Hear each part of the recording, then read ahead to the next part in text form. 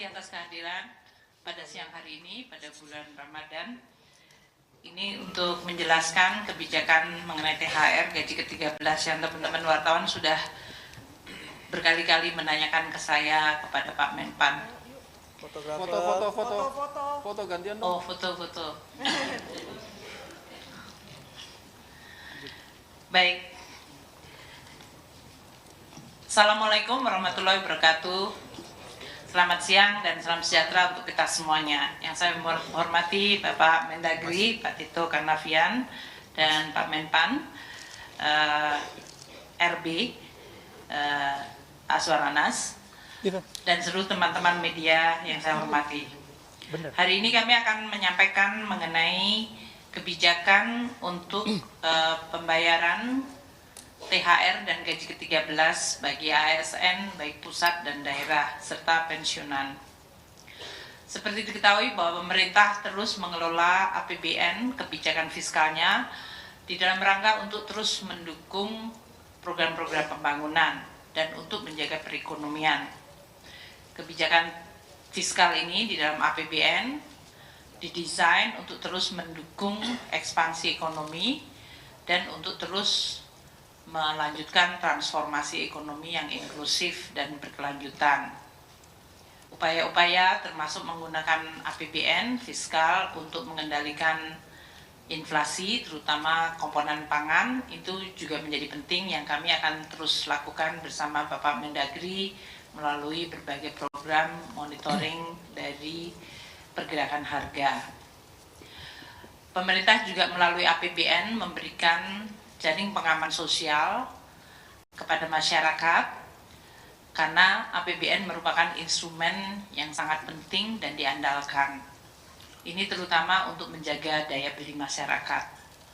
Seperti diketahui bahwa pada tahun 2024 ini anggaran perlindungan sosial di dalam APBN 2024 mencapai 496,8 triliun rupiah. Ini terdiri dari berbagai program untuk terutama mendukung masyarakat yang paling rentan tapi juga kelas menengah. Program Keluarga Harapan untuk 10 juta penerima manfaat. Asistensi untuk 38.000 anak dan 32,6.000 lansia dan 58,3.000 penyandang disabilitas. Itu juga termasuk di dalam program bantuan sosial atau perlindungan sosial. Subsidi bunga KUR bagi 6 juta lebih debitur itu juga merupakan bagian dari inklusi dan program untuk penguatan perlindungan sosial. Iuran untuk BPJS Kesehatan bagi masyarakat yang tidak mampu yaitu 96,8 juta masyarakat tidak mampu yang iuran BPJS-nya dibayar oleh APBN. Pemerintah juga memberikan bantuan sembako untuk 18,8 juta kelompok penerimaan manfaat. Program-program untuk mendukung masyarakat rentan, terutama anak-anaknya yang masih sekolah melalui program Indonesia Pintar bagi 20,8 juta siswa. Program Kartu Indonesia Pintar bagi 1,1 juta mahasiswa yang kurang mampu, itu juga termasuk bagian dari perlindungan sosial. Di dalam perlindungan sosial ini termasuk sebetulnya adalah subsidi dalam bentuk BBM dan energi. Ini adalah yang juga dinikmati oleh kelompok menengah sebanyak 19,58 juta kiloliter. Dan dalam beberapa hal pemerintah memberikan bantuan langsung tunai terutama di tingkat desa untuk 2,96 juta kelompok penerima manfaat. Nah, khusus hari ini kita bicara mengenai tunjangan hari raya dan gaji ke-13. Mungkin untuk memberikan sedikit background pada teman-teman media supaya bisa membandingkan. Karena pada 3 tahun yang lalu kita dihadapkan pada shock yang sangat besar yaitu pandemi COVID.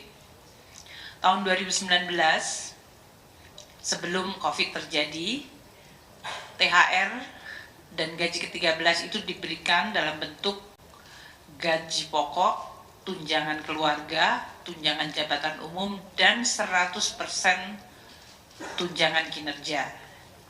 itu diberikan untuk tunjangan hari raya, jadi 1 additional plus gaji ke-13. Dengan demikian, ya masyarakat ASN sebetulnya dalam hal ini mendapatkan 15 kali gaji dalam setahun, yaitu 12 plus THR, 14 plus THR plus gaji ke-13. Tahun 2020, di mana terjadi shock yang luar biasa karena pandemi COVID, maka hampir seluruh anggaran itu dipotong kecuali untuk kesehatan dan bansos. Nah, salah satunya adalah kebijakan untuk THR dan gaji ke-13 tahun 2020 itu kemudian dikurangkan menjadi hanya gaji pokok, tunjangan keluarga, dan tunjangan jabatan umum. Tunjangan kinerja tidak diberikan, dan THR pada tahun 2020 itu hanya diberikan bagi para pekerja ASN pelaksana. Pejabat negara tidak mendapatkan, eselon 1 tidak mendapatkan, eselon 2 dan jabatan fungsional utama madya yang setara dengan eselon 1 dan eselon 2 itu tidak mendapatkan THR tahun 2020. Jadi yang diberikan adalah kepada pejabat eselon ketiga atau pelaksana, dan itu pun hanya gaji pokok, tunjangan keluarga, dan tunjangan jabatan umum. Tahun 2021, seiring dengan membaiknya kondisi ekonomi meskipun masih dalam pandemi, maka THR, tunjangan hari raya, dan gaji ke-13 agak dimodifikasi. Tahun 2021 gaji pokok, tunjangan melekat, yaitu tunjangan keluarga, tunjangan pangan, dan tunjangan jabatan umum, komponennya tetap sama, namun diberikan kepada seluruh, tidak hanya para pelaksana, tapi eselon 1, 2, eselon 3, jabatan fungsional utama dan madya, serta pejabat negara. Tahun 2022, di mana APBN mulai bisa kembali cukup membaik, maka THR dan gaji ke-13 ditingkatkan komponennya, yaitu gaji pokok, tunjangan melekat, yaitu tadi tunjangan keluarga dan tunjangan pangan, tunjangan umum atau jabatan plus 50% dari tukinnya diberikan. Dan ini diberikan kepada semua, yaitu kepada seluruh ASN, pusat, daerah, termasuk pejabat negara. Untuk 2023 yang lalu, kita masih menggunakan rumusan yang sama, namun penerimanya ditambah, yaitu gapok, gaji pokok, tunjangan melekat, tunjangan jabatan dan umum, dan 50% tunkin, tunjangan kinerja. Namun kita juga memberikan kepada pekerja, yaitu guru yang bukan ASN ya dalam hal ini, atau ASND, dan TPD, dalam hal ini tunjangan profesi guru diberikan, tunjangan profesi D itu apa ya Pak? Dosen, dan lupa kalau saya pernah dosen, dan tunjangan profesor itu diberikan di 2023. Sehingga ini menggambarkan bahwa APBN yang sudah mulai membaik, kemudian juga mengembalikan fungsi, termasuk dalam hal ini mekanisme untuk pemberian tunjangan hari raya dan gaji ke-13 kepada aparatur negara, pensiunan, penerima pensiun, dan penerima tunjangan. Nah, untuk tahun 2024 ini saya akan memberikan kesempatan kepada Pak Menpan RB untuk menyampaikan mengenai nanti komponen-komponen yang akan diberikan, dan nanti saya akan teruskan lagi mengenai kapan waktu pemberiannya. Sebetulnya sudah sering saya sampaikan, yaitu THR akan dibayarkan paling cepat 10 hari sebelum Hari Raya Idul Fitri. Jadi apabila belum dibayarkan, dapat dibayarkan setelah Hari Raya Idul Fitri. Untuk beberapa daerah memang mungkin karena bukan Hari Raya Idul Fitri, dia bisa dibayarkan sesudahnya. Sedangkan untuk gaji ke-13 akan dibayarkan pada bulan Juni 2024, dan apabila belum selesai pada Juni juga bisa dibayarkan sesudah Juni. Pak Menpan mungkin bisa menyampaikan komponen mengenai THR dan gaji ke-13 sesuai dengan peraturan pemerintah yang sudah diterbitkan oleh Bapak Presiden. Monggo Pak. Baik, matur nuwun Bu Menteri Keuangan, Pak Mendagri dan para sekjen. Ada kiriman pantun buat Bu Menteri ini. Wah. Pergi ke kebun melihat badak, Cakep. diberi minum pakai ember. Cakep. Tidur malam sudah tidak nyenyak lantaran menunggu pengumuman THR. Dan hari ini Bu Menteri mengumumkan, saya kira ini sudah nanti teman-teman bisa ada kepastian, bisa tidurnya. Cuman ada pertanyaan, siapa saja yang dapat THR ini? Apakah honorer dapat? Ini banyak pertanyaan. Tadi Bu Menteri telah memberikan pengantar cukup lengkap. Dan ini telah dituangkan di dalam peraturan pemerintah nomor 14 tahun 2024 dan telah ditandatangani oleh Bapak Presiden. Atas dorongan Bu Menteri Keuangan, ini lebih cepat saya kira perpesnya, dan kemarin kita tanda tangan tidak lagi di kantor masing-masing, tapi kita tanda tangan di Sesnek sehingga ini bisa kita terima hari ini. Nah, siapa saja penerima THR dan gaji ke-13 tahun 2024? Satu adalah PNS dan calon PNS. Yang kedua adalah P3K, jadi honorer yang sudah diangkat P3K, mereka berhak menerima. Prajurit TNI, anggota Polri, pejabat negara, wakil menteri, staf khusus lingkungan KL, Dewan Pengawas KPK, pimpinan dan anggota DPRD, hakim ad hoc, pimpinan, anggota, dan pegawai non-aparatur sipil negara LNS. Bapak sekalian kami hormati, komponen apa saja yang akan mereka terima bagi pegawai ASN dan bagi pensiunan. Pertama, untuk bagi pegawai ASN, pertama adalah gaji pokok, mereka terima. Yang kedua adalah tunjangan keluarga, tunjangan pangan, tunjangan jabatan atau tunjangan umum, kemudian 100% tunjangan kinerja bagi ASN di KL pemerintah pusat, setinggi-tingginya 100% tambahan penghasilan pegawai atau TPP bagi ASN di instansi daerah, tentu disesuaikan dengan kemampuan keuangan daerah. Tadi Pak Mendagri sudah menyampaikan di sebelum rapat ini. Yang berikutnya adalah untuk bagi pensiunan, penerima pensiun dan penerima tunjangan. Pertama adalah komponennya adalah pensiun pokok, tunjangan keluarga, tunjangan pangan, kemudian juga tambahan penghasilan pensiun. Kemudian bagi guru dan dosen, terdapat tunjangan profesi guru dan tunjangan profesi dosen sebesar 100%. Kami kira ini untuk melengkapi, yang lain tadi telah disampaikan oleh Bu Menteri Keuangan. Terima kasih. Terima kasih Pak Menpan RB. Selanjutnya saya akan beri kesempatan kepada Bapak Mendagri untuk menyampaikan mengenai ASN daerah. Bismillahirrahmanirrahim. Assalamualaikum warahmatullahi wabarakatuh. Terima kasih banyak Ibu Menteri Keuangan dan juga Pak Menpan RB. Rekan-rekan sekalian, kami langsung saja. Sudah mengetahui bahwa telah terbit peraturan pemerintah nomor 14 tahun 2024 tentang pemberian tunjangan hari raya dan gaji ke-13 kepada aparatur negara, pensiunan, penerima pensiun dan penerima tunjangan tahun 2024 yang terbit bertanggal 13 Maret 2024. Pemerintah prinsip utama filosofi pemerintah memberikan tunjangan hari raya gaji ke-13 ini dalam rangka sebagai wujud apresiasi dan penghargaan atas pengabdian, sekaligus juga untuk menjaga tingkat daya beli masyarakat melalui pembelajaran aparatur negara. Kita tahu bahwa untuk mengimbangi daya beli masyarakat, adanya dinamika inflasi, saya nggak mengatakan naik ya, nggak terkendali cukup baik. Kemudian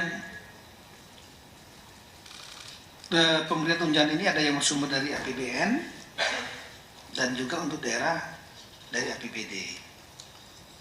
Pemerintah daerah memberikan tunjangan raya dan gaji ke-13 dari APBD tahun anggaran 2024 kepada aparatur negara yang bekerja pada instansi daerah, dan besaran tunjangan diterima sesuai dengan ketentuan regulasi yang berlaku, tapi tetap memperhatikan kemampuan kapasitas fiskal pemerintah daerah. Kita tahu bahwa pemerintah daerah ini ada yang kuat fiskalnya, ditandai dengan PAD-nya yang besar ya, seperti di Banten, Jakarta.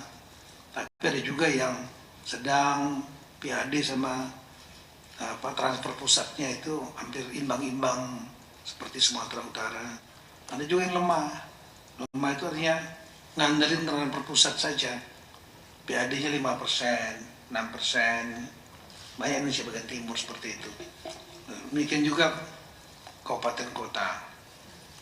Terutama yang pemekaran-pemekaran banyak tergantung dari tanah terpusat dari DAU, DBH. Kemudian dari data yang ada di Kemendagri, total belanja APBD provinsi kabupaten kota itu adalah seluruh Indonesia totalnya adalah 1.210,62 triliun. Ya. Dan kalau mungkin bisa ditampilkan, tampilkan ya. Kemudian total belanja pegawai pada APBD provinsi dan kabupaten kota itu lebih kurang 445 triliun. Jadi hampir sepertiganya itu untuk gaji pegawai 36,81%. Nah, ada lagi namanya belanja tambahan penghasilan pegawai. Kalau di pusat namanya Tunkin, di daerah namanya TPP, tambahan penghasilan pegawai. Juga dibebankan kepada APBD. Totalnya lah 96,4 triliun atau 7,96%. Nah, kemudian untuk tunjangan hari raya dan gaji ke-13 yang sumbernya dari APBD diperuntukkan satu kepada PNS dan calon PNS yang bekerja pada instansi daerah. Calon PNS ini maksudnya dia sudah diterima tapi masih menunggu proses untuk menjadi keluar SK PNS-nya. Lebih kurang waktunya setahun. Ya, mereka dinamakan nomenklatur calon PNS. Nah, ini juga penerima. Kemudian P3K yang bekerja pada instansi daerah, gubernur, wakil gubernur, bupati, wakil wali kota, wakil bupati, wakil wali kota, kemudian pimpinan dan anggota DPRD, pimpinan badan layanan umum daerah, dan juga pegawai non-pegawai ASN yang bertugas pada instansi daerah yang menerapkan pola pengelolaan keuangan Badan Layanan Umum Daerah, BLU daerah. Kemudian apa saja komponennya? Ini masing-masing ada yang berbeda-beda.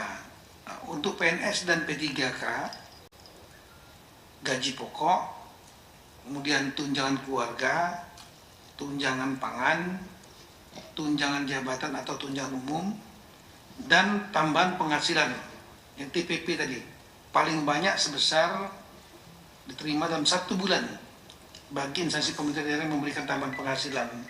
Sekali lagi memperhatikan kemampuan kapasitas fiskal daerah dan sesuai dengan peraturan undangan. Juga disesuaikan dengan pangkat, jabatan, peringkat jabatan, kelas jabatan. Kemudian untuk guru yang gaji pokoknya bersumber dari BPD tidak menerima tambahan penghasilan dapat diberikan paling banyak sebesar tunjangan profesi guru atau paling banyak sebesar tambahan penghasilan guru aparatur sipil negara yang diterima dalam 1 bulan.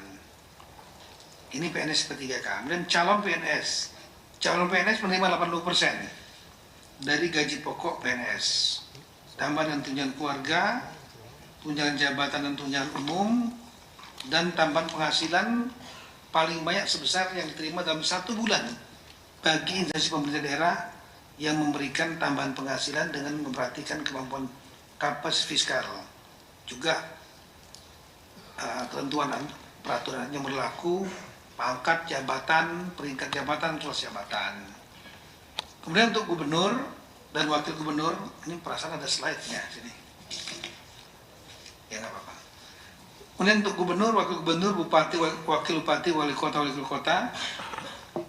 yang diberikan gaji pokok dan tunjangan keluarga dan tunjangan jabatan atau tunjangan umum sesuai dengan ketentuan peraturan undang-undang ya, yang mengatur kedudukan keuangan kepala daerah dan wakil kepala daerah. Kemudian untuk pimpinan dan anggota DPRD paling banyak sebesar akumulasi dari uang representasi, tunjangan keluarga, dan tunjangan jabatan pimpinan dan anggota DPRD sesuai dengan ketentuan peraturan undang-undangan yang mengatur hak keuangan dan administrasi pimpinan dan anggota DPRD.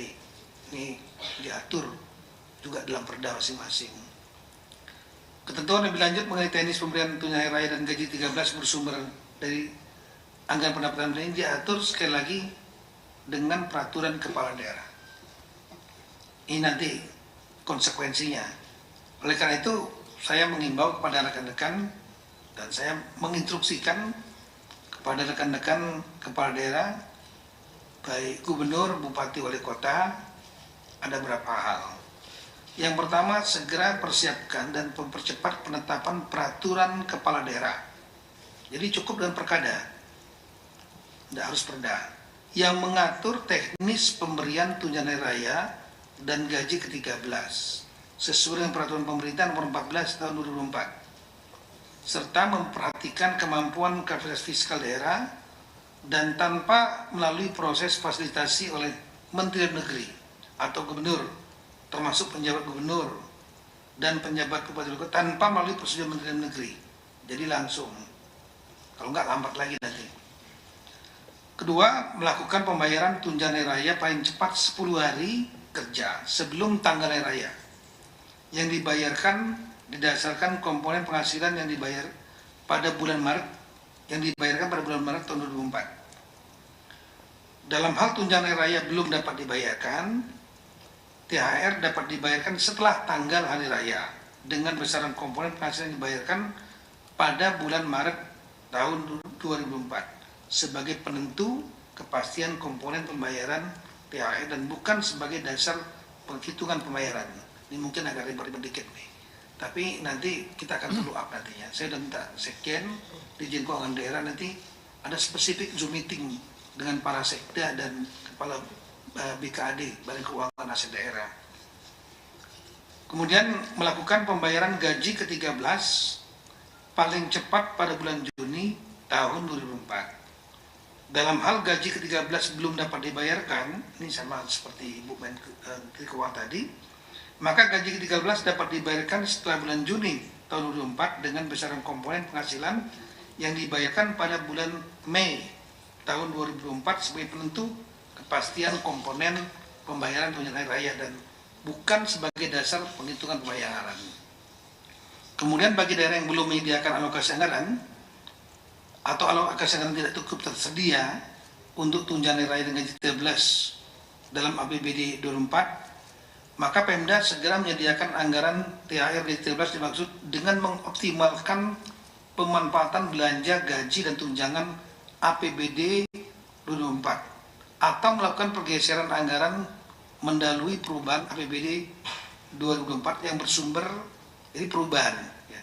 Pergeseran anggaran mendahului perubahan yang bersumber dari sebagian alokasi belanja tidak terduga, kemudian penjaluran ulang kegiatan atau subkegiatan, atau memanfaatkan kas yang tersedia sesuai dengan perubahan perkada tentang penjabaran APBD 2004. Baru setelah itu dilaporkan kepada DPRD, pimpinan DPRD, untuk selanjutnya dianggarkan dalam perda yang mengatur perubahan APBD 2004. Atau ditampung dalam laporan realisasi anggaran bagi pemerintah daerah yang tidak melakukan perubahan sesuai dengan peraturan perundang-undangan. Nah, prinsipnya adalah bisa melakukan pergeseran anggaran, tapi tanpa, sekali lagi, cukup dengan perkada, dan nanti memberitahukan kepada pimpinan DPRD, dan pimpinan DPRD nanti akan, saya kira nanti Zoom meetingnya juga kita ajak pimpinan DPRD nanti untuk kemudian ditetapkan dalam perda perubahan APBD 2004. Banyak sebetulnya yang bisa kami pernah menyusuri, mohon maaf rekan-rekan kepala daerah, ya, banyak hal sebetulnya yang bisa diefisiensikan, perjalanan dinas, kemudian penguatan-penguatan yang macam-macam yang sebetulnya nggak perlu, ya. Nah, ini dapat digeser dari untuk kepentingan ini, lagi untuk kepentingan karyawan sendiri, ASN. Kemudian untuk gubernur, PJ gubernur selaku wakil pemerintah pusat di daerah sesuai undang-undang tentang pemerintahan daerah bertanggung jawab juga untuk melakukan monitoring pelaksanaan kebijakan ini untuk pemerintahan kabupaten kota.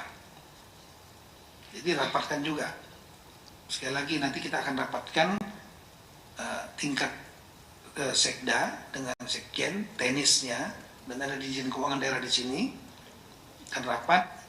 Jadi nanti yang terbuka tanya jawab dengan teman-teman di daerah.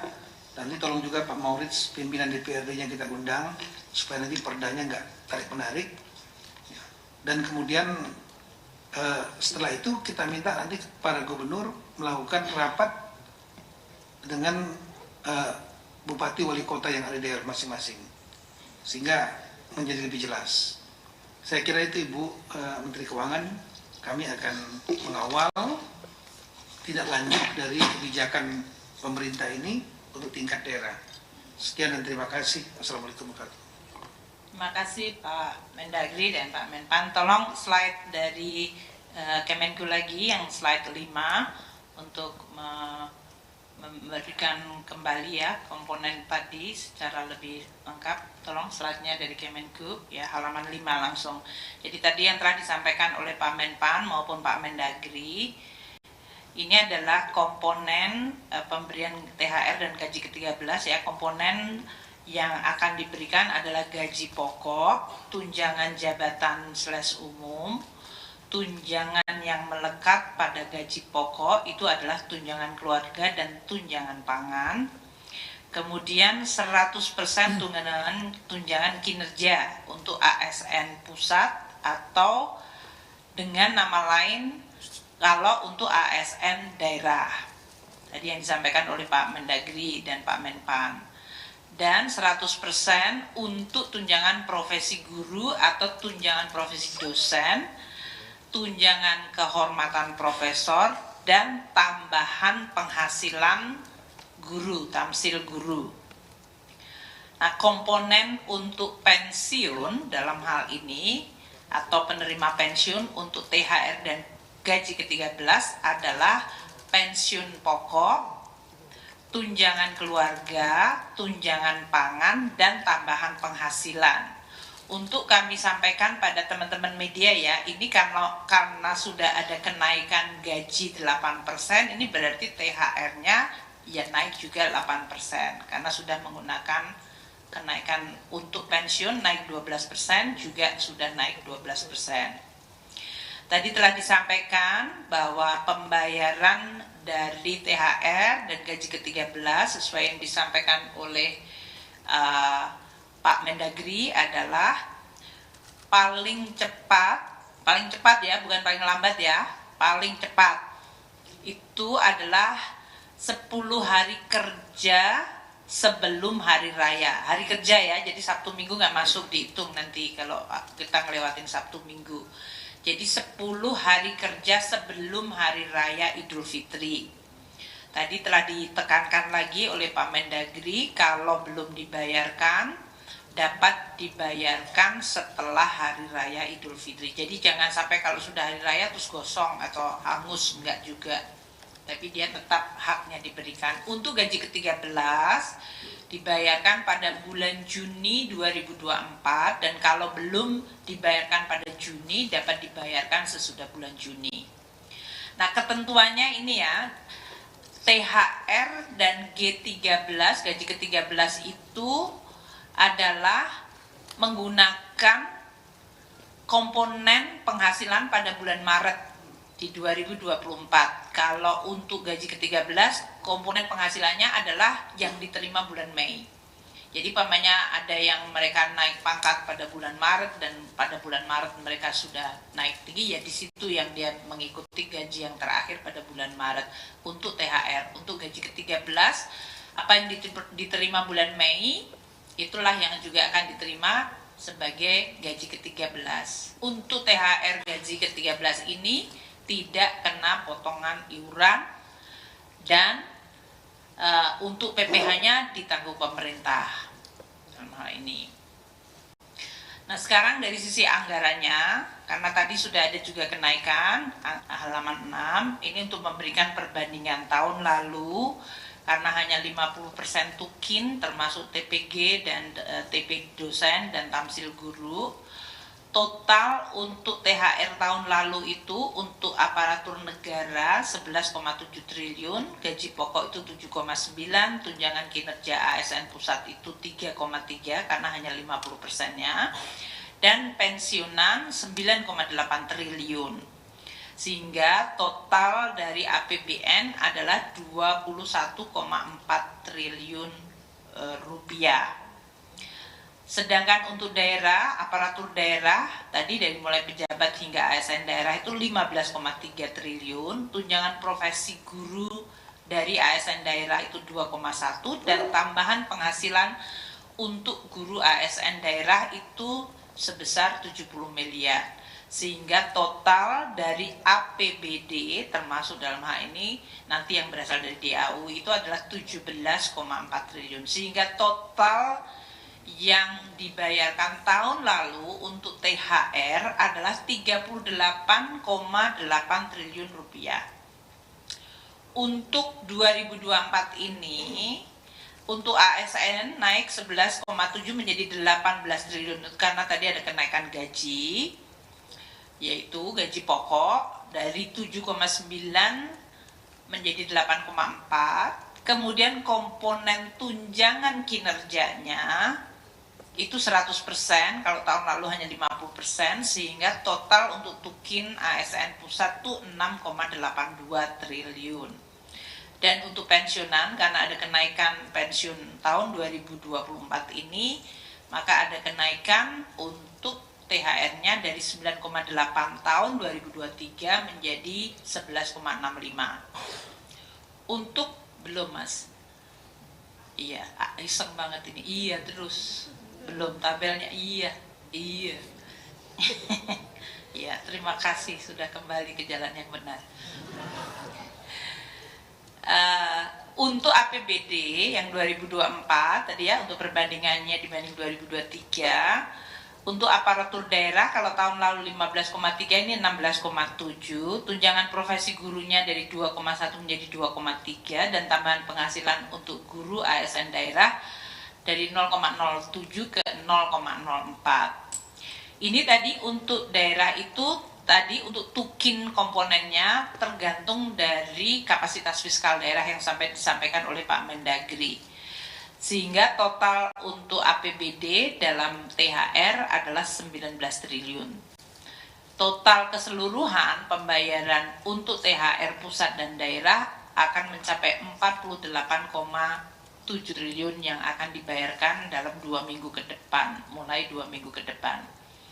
Untuk gaji ke-13, komponennya dibandingkan tahun 2023 adalah pada slide ini, totalnya 38,8 triliun sama tahun 2023. Tahun ini akan naik menjadi 50,8, di mana yang pusat naik dari 21,4 menjadi 29,7 triliun rupiah. Ini karena untuk tunjangan kinerjanya tadi 100% dan ada kenaikan gaji pokok terutama untuk ASN pusat dan daerah. Untuk yang daerah tadi dari 17,4 tahun lalu triliun rupiah menjadi 21,1 triliun rupiah. Sehingga total yang akan dibayarkan pada bulan Juni untuk gaji ke-13 dari APBN dan APBD adalah 50,8 triliun rupiah. Ini yang kita harapkan akan meningkatkan daya beli. Saya juga berharap untuk para ASN ya, kalau menggunakan dan membelanjakan adalah untuk produk-produk dalam negeri untuk mendorong ekonomi lokal supaya ini benar-benar bermanfaat. Tadi telah disampaikan ya bahwa untuk THR, PN dan gaji ke-13 itu dalam hal ini komponennya dan siapa-siapa penerimanya sudah disampaikan oleh Pak Mendagri dan Pak Menpan, jadi saya tidak ulang kembali. Saya berharap ini nanti akan bisa betul-betul mendorong dan memperbaiki perekonomian melalui daya beli dari ASN, TNI, Polri, pensiunan. Lini masanya untuk halaman 10 langsung, tanggal 13 Maret itu PP 14 sudah ditandatangani Bapak Presiden dan kemudian ditetapkan peraturan Menteri Keuangan untuk petunjuk teknisnya dalam rangka pembayaran THR dan gaji ke-13. Ini yang sedang kita proses hari ini. tanggal 18 Maret akan dilakukan rekonsiliasi gaji untuk pembayaran THR oleh satuan-satuan kerja. Jadi Satker nanti yang akan membayarkan itu, mereka akan lihat berapa komponen gaji di dalam masing-masing Satker itu.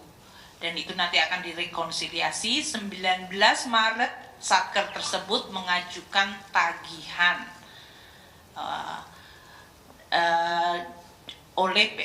untuk Taspen dan Asabri, maksudnya kalau tadi Satker itu yang masih ASN aktif, untuk 19 Maret itu untuk para pensiunan baik ASN TNI Polri, yaitu Taspen dan Asabri. Itu mengajukannya tanggal 19 Maret.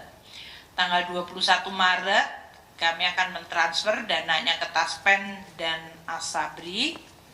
Dan tanggal 22 Maret untuk pengajuan surat perintah membayar dan menerbitkan surat perintah pencairan dana serta transfer ke rekening pensiunan. Jadi mulai tanggal 22 tadi kan paling cepat 10 hari sebelum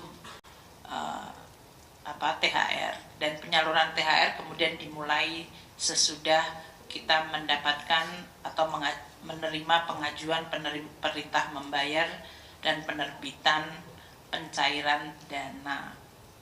Ini adalah bagian dari pemerintah untuk menyampaikan juga terima kasih kepada para ASN, TNI, Polri yang selama ini telah bekerja untuk terus menjalankan program-program pemerintah dan menjalankan tugasnya melayani masyarakat.